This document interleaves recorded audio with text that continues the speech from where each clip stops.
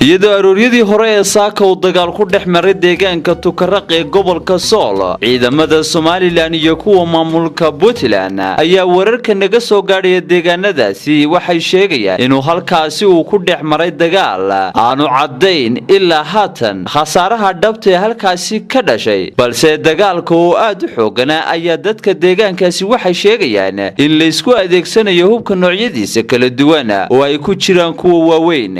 khasaaraha iskugu jira dhimasho iyo dhaawac oo labada dhinac ayuu dagaalkaasi sababay waxaana wali la haata loogeyn isla mar ahaantaasina war rasmi laga hay khasaaraha dhabta ee dagaalkaasi geystay labada dhinacba taliyaha ciidanka militariga Somaliland General Nuux Ismaaciil Taani oo ku sugan magaalada Laascaanood ee xarunta gobolka Sool ayaa sheegay in saaka ay weerar ku soo qaadeen ciidamada maamulka Puntland isla markaana iska difaaceen dagaalada ayaa ku soo aaday xilli wakiilka qaramada midoobay ee arrimaha Soomaaliya Michael Keaton uu xalinta xiisadaasi u tagay magaalooyinka Garowe iyo Hargeysa balse ay u muuqato in xiisadu ay sii kacayso goor dhaweyd waxa dagaalkaasi ka hadlay madaxweynaha Somaliland Muuse Biixi Cabdi xilli uu ka jeedinayay xafladda 18 May khudbad dheer dhankiisa madaxweynaha maamulka Puntland Cabdiwali Cali Gaas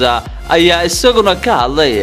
dagaalkaasi iyadoo haddaba uu dagaalku waqti xaadirkan u istaagay isla mar ahaantaasina warar faahfaahsan aanay ka soo